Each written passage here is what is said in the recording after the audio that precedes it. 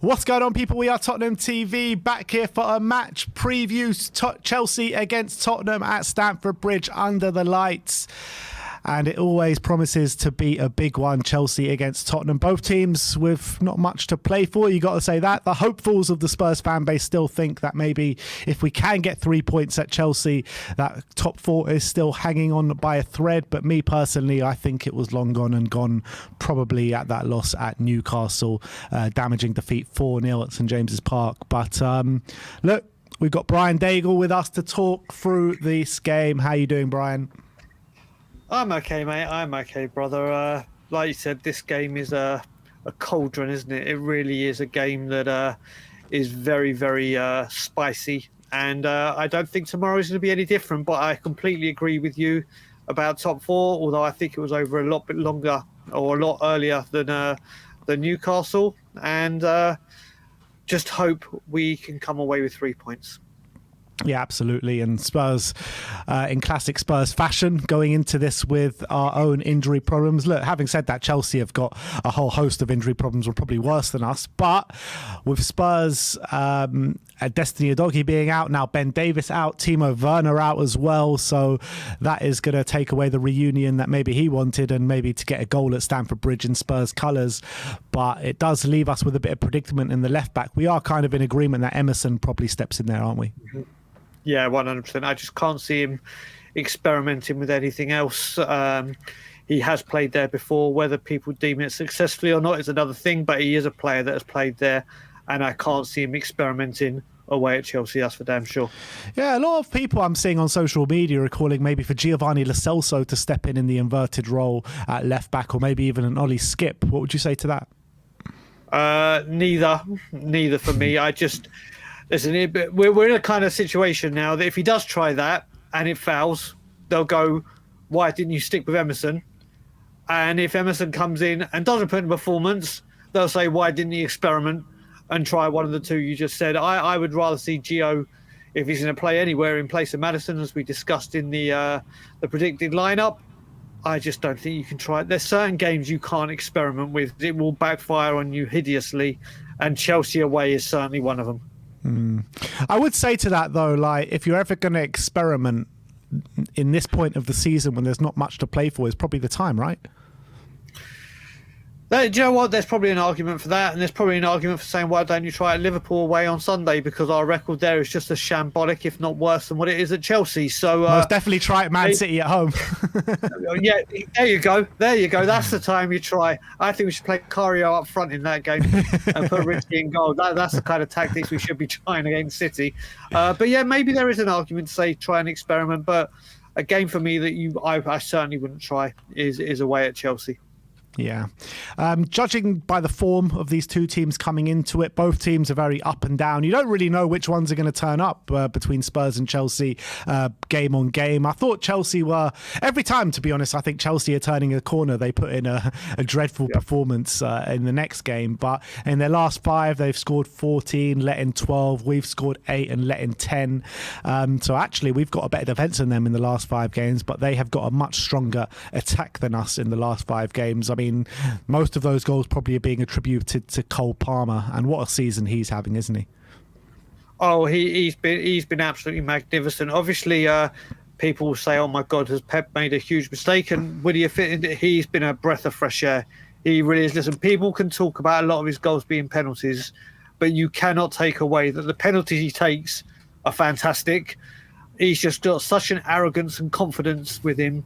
He has been an absolute shining light on this season for Chelsea, and who knows where they would be without him. But just looking at those stats you just brought up, their home record recently is looking a lot better than our away record.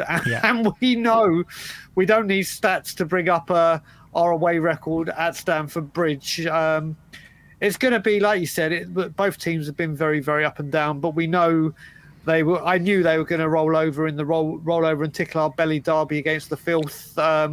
Villa, they showed from going 2-0, they came back and got a hard-fought draw. And this is their game, isn't it? We know what Chelsea may turn up. But we'll have to wait and see. But Cole Palmer is a huge threat for us. You're looking at Spurs' away form, right? 1 win away since the turn of the year, which came at Aston Villa. I mean, it's so classic Spurs, that, isn't it? Like, you win one game away from home and it's against your top four rival, and then you just completely lose the plot after that. But what is it about our away form? Because I'm looking at it since the turn of the year. 2-2 against Man United, 2-2 against Everton, 4-0 against Villa, 3-0 loss against Fulham, 1-1 against West Ham, and 4-0 loss against Newcastle. And you're hard to find a good performance in that lot, apart Villa game aside. I mean, maybe you could say the Man United game slightly was an okay performance, but apart from that, you can't really pick out a good performance out of there, can you? Well, you look at it recently, our away form has been a bit of an Achilles heel as well, hasn't it? The last season of Poch was, we all know what a nightmare that was. Conte, then obviously Stellini. Away form has been an issue at this time of the season for a while. But yeah, when you look at it since the turn of the year, it has been not to standard. And obviously when you've got your 2 games coming back to back of our worst grounds for away performances and results, it's not good signs, is it? We won more away games in the first 4 away games of the season, which we won 3, than we've won since November. Since that game, after all those injuries against Chelsea, we went to Wolves and lost 2-1. And we've won 2 away games since then. It's actually so shocking, isn't it? It's shambolic. Like I said, those first 10 games of the season, we were off at lightning speed and no one could compete with us. And then obviously what happened at Chelsea, then it all kind of derailed. But 2 wins since that. Do you say 2 wins since those injuries away? That's just unacceptable. That is just, for where we are and who we are, that's just not acceptable. And hopefully this will improve next season. But hopefully we can sign off with a couple of away wins. And these getting 2 away wins at Chelsea and Liverpool would be just so typical of us, wouldn't it? Now, when you look at it, but it's got to improve. It's been an Achilles heel for a while now, and it's got to change. When you're looking at our season as a whole, we got 60 points last season in the Premier League. We're on 60 points right now, which obviously we hit against Newcastle in the Nottingham Forest in the early stages of April. I mean. Yep. You probably look at Burnley and Sheffield United, say that's 6 points, but then you got this game, you got Liverpool, you got Man City. How many points are you realistically going to get from that? So let's say, for argument's sake, we end on 67 points at the end of this season. So that's 2 wins and a draw from now to the end of the season. How much progression would you call that? I mean, because we thought that we were making so much progression this season. And I think we have, in terms of maybe implementing a style of play. But in terms of points on the board, it's actually not that better than last season. No, and by the looks of it, our defence that conceded 63 odd goals last season, I don't know what we're on now, but that's fastly creeping up towards that. And you know what it was? The 10 games. Thank God we had the 10 games we did. Thank God, because it could have been a completely different story. And I remember we were all talking about those stats that were coming out, that teams after 10 games have had this amount of points, only once has a team not made Champions League from it. And we're all talking, yep, it's got to be Champions League. It's signed, sealed, delivered. And then what has been progression. The fact that the team seem to be unified, that they seem to understand what we're doing, seem to want to play handball. We've non-stop tried it. Has been progression, because obviously the football to watch last season was just so mind-numbingly boring and just side, back. Set pieces, we've gone backwards. So for me, yes, more points on the board. You can say it's been a step in the right direction. Getting European football, step in the right direction. But the overall grand scheme of things, I don't think it's as big a success as what people are making it out to be. Yeah, I mean, we'll get into set pieces in a minute, but let's look at the head-to-head between Spurs and Chelsea. The last 5 games doesn't make for good reading. 1 win in our last 5, which obviously came last season at home. I think it was when Ollie Skip scored that banger, right? In the 2-0 win. Yeah. Beginning of the season, we lost 4-1. And we surely the players have got to go into this game with a bit of a revenge mission, because 11-on-11 in that game, we were clearly the better team. I think if we wouldn't have lost our heads that game in terms of getting those sendings off, I mean, I have no doubt in my mind we'd have won. Oh, completely. And for me, in that game before all it happened and the sending off, Brennan Johnson was absolutely terrifying Chelsea to bits. And then obviously he got substituted. You look at this, how many times, Ben, have we gone to Stamford Bridge away on a revenge mission? How many times have we gone to That's the problem. If this been any other ground, apart from Anfield, I'd have said, yeah, do you know what? Revenge, the boys will be up for it. I've been saying, do you know what? Chelsea could probably play their youth team. With our luck at Stamford Bridge, they'll probably give us a game. And that's not me having a dig at the club. It's just when you have these bogey teams sent and it's in your head that we don't do well here. I'm just hoping we can go there. We need to go there and battle the bridge mode.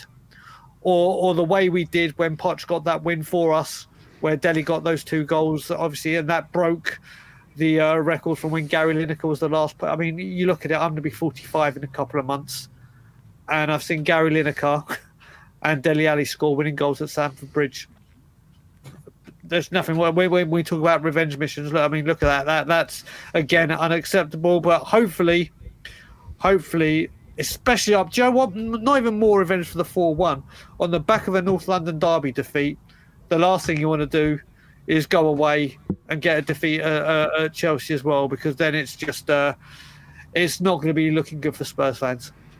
But you look at it, our 3 main local rivals, Chelsea, West Ham, Arsenal, are taking a point off Arsenal this season, a point off West Ham this season, and at the moment 0 point off Chelsea this season. I mean, it couldn't have got much worse in London derbies, could it?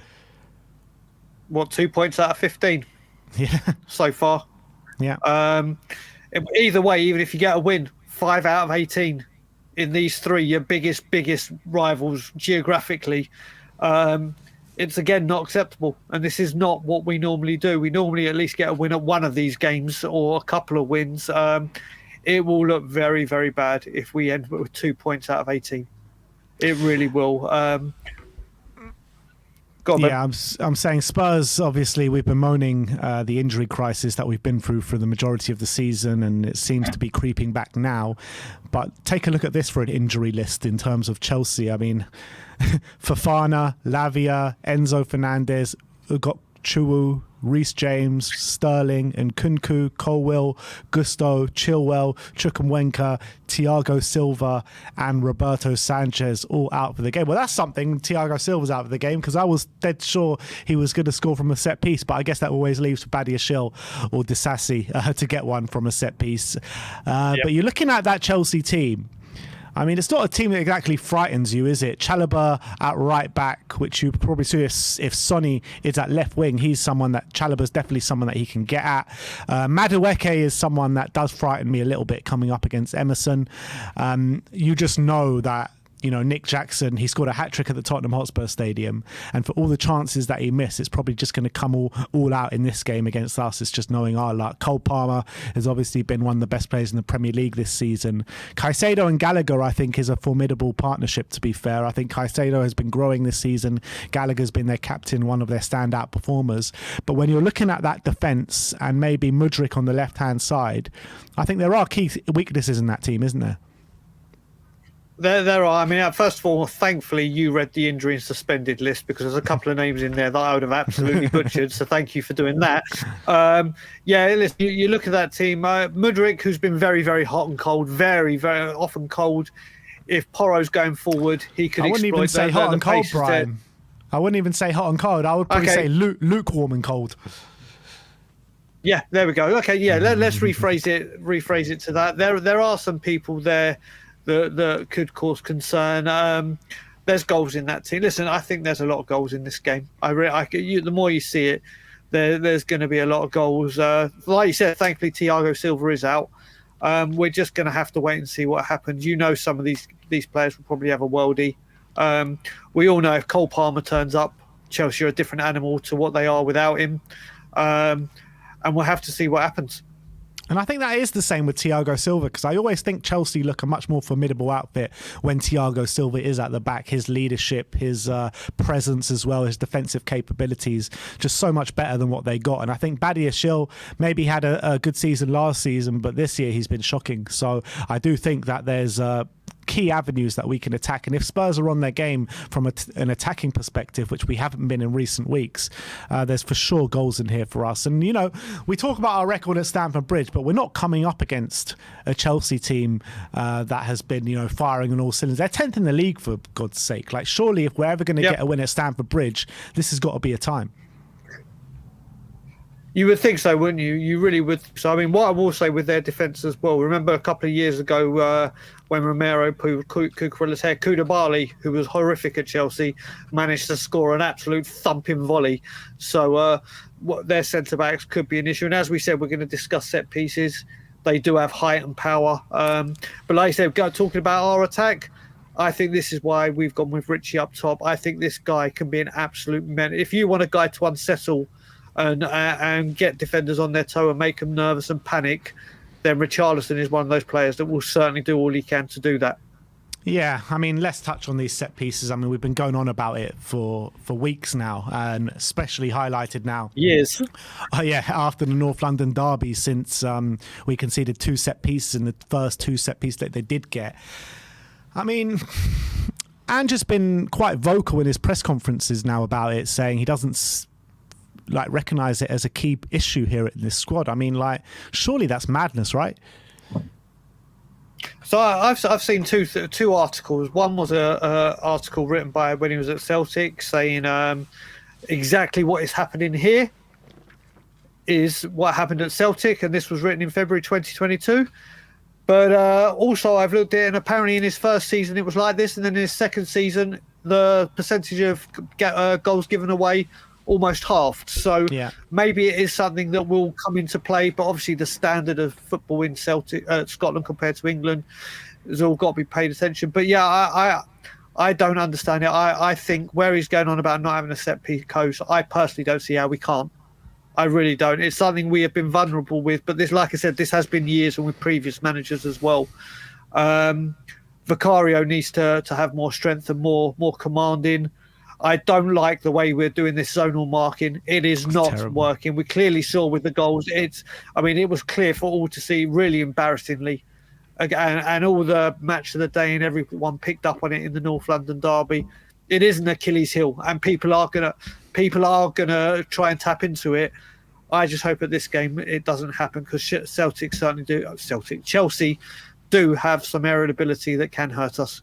Yeah, and it's not just the zonal marking, which I agree with you. I think it's shocking. Like I can't remember like a team that does zonal marking that actually works like on a consistent basis. I mean, it's just the worst tactic. Surely man-for-man marking is the best way to go and defend set pieces. But it's not just the zonal marking that causes us problems. It's also the strength of Vicario, because he does seem to be... Teams do seem to be targeting him now. Ever since that Everton game, you saw Ben White, was kind of bullying Vicario at times in that North London derby, and that can never happen, particularly in a North London derby. How can you let a player kind of target you and bully you in a North London derby? And I'm looking at that game. I've seen those moments where Ben White's bullying him time and time again. And no Spurs player is doing anything about it. They're just letting it happen. And first of all, Vicario's got to do something to stand up for himself. Second of all, Spurs players got to do more to protect him. And surely there's got to be some sort of direction and instruction from Ange to really protect him as well. Yeah. So I think from all facets, from the goalkeeper, from the team, and from the manager, they need to be doing better. Yeah, and I've seen sometimes that when we are trying to protect him, it's James Maddison of all people trying to protect him. And as much as James Maddison can be when he's on form a fantastic player, one of his things he's not known for is his strength and aerial ability. So it's another thing I just don't understand. We seem to have our strongest players for corners, our defenders, our players with height and power, nowhere near Vicario and marking on the far post. And players are just waltzing off. But I agree. I mean, I don't even know. Would you say Ben Vicario maybe needs to get in the gym as well? Get a bit more power behind him, not just confidence and vocal. He needs a bit more strength in him. Obviously, Ben White, we've all seen playing with his gloves. It's just ridiculous. And how referees, like I heard people saying, or I heard Andrew saying, wasn't it, the referees were favouring the goalkeepers in Europe yesterday, and it seems to be something that is being let slide in the Premier League, and that's down to the refereeing. But Vicario certainly does need to work on his set pieces for sure, and his strength and resilience. Yeah, Ange called for clarity on the rule, because it does seem to be something different in Europe than it is in England. So there needs to be some sort of cohesion across the board on that sense. But what is definitely certain is that we need to get better in these kind of aspects. We need to become stronger, and maybe we need to start doing these kind of things ourselves and imposing ourselves on offensive set pieces, because we don't even do that as well. Like I kind of saw at the end of the game when we had a corner and Vicario came up for it, he went on David Raya. But apart from that, I didn't see us put any pressure on Raya throughout the game. Do you know what it is as well? And I think with this, Ben, even if we had the way Arsenal set up, they probably would have put players there to combat that. So Arsenal would have said, right, this ain't happening. We'll protect you, Raya. Like I said, we just seem toothless in set pieces, both defensive and attacking right now. And this needs to be addressed. It needs to be addressed. And I think set pieces, we know this game can get very, very spicy on both sides. And if it's a game that is dominated by set pieces, then I unfortunately think we will come off the worst. Yeah, having said that, I was speaking to Lewis, Carefree Lewis, in the preview yesterday, and he was talking about like how terrible they are at defending set pieces as well all season. So it seems as though there could be quite a few goals from set pieces this week, tomorrow night. But it's just a game that no matter what's on the line, no matter what you're playing for, it's a game you just cannot lose. And even though we do lose it and quite often, we have to go into it with, you know, brush that North London derby aside, go into it with a strong mentality and hit them from the off, and, you know, get that mentality where you go attack, be brave. Because I see too many times these Spurs players, they're not taking the risks that they were in the first 10 games of the season. They just play it a bit too safe and too slow as well. So I want to see Spurs straight from the off.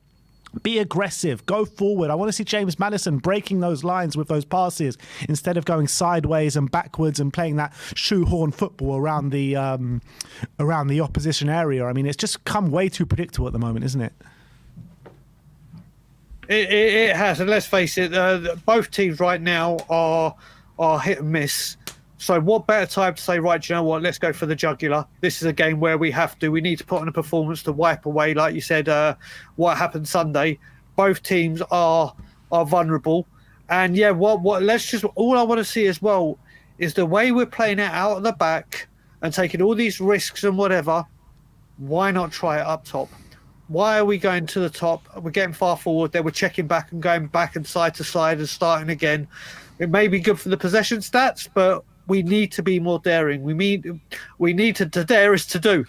That's what we need to do. We need to start doing up front, and let's hope this game is the one where we do it. Yeah. In terms of Pochettino, he's been speaking in his press conference about Spurs once again, saying he can't hide his emotions when talking about Tottenham and things of that ilk. I mean, how would you feel if your manager was speaking about Chelsea or Arsenal like that? I mean, I would just I would cringe. I would hate it. I mean, the Chelsea fans hate him already, like for what he's done this season and maybe the football that they've producing on a consistent basis. I mean, he's not doing much to endear himself to the fan base, is he? He did it for the home game as well, didn't he? When he made his first appearance back at us. I don't understand why he's doing it. I don't understand the logic. I mean, I'm sure Conte didn't say that when he was manager of us when we're going back there. I didn't think he spoke really in terms of endearment. I don't think AVB did. I don't. George Graham wouldn't have done when he was going back to the filth. I just don't get it. Unless he's just putting it, he's like, let me just put this in my back pocket just in case I get my P45. I can start saying, no, Spurs, I never ever let you go. I don't get it. I don't get it. And if I was a Chelsea fan, I would be irate that he's talking about his former club, who's one of their biggest rivals, if not the biggest rival, in these terms.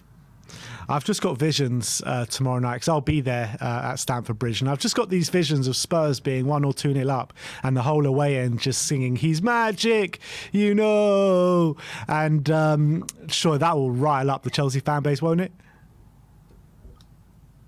Oh, it most certainly will. I mean, I remember when I was back in London, obviously under Conte and Stellini, when we started singing that, or fans started singing for him to come back, and I certainly wasn't singing it.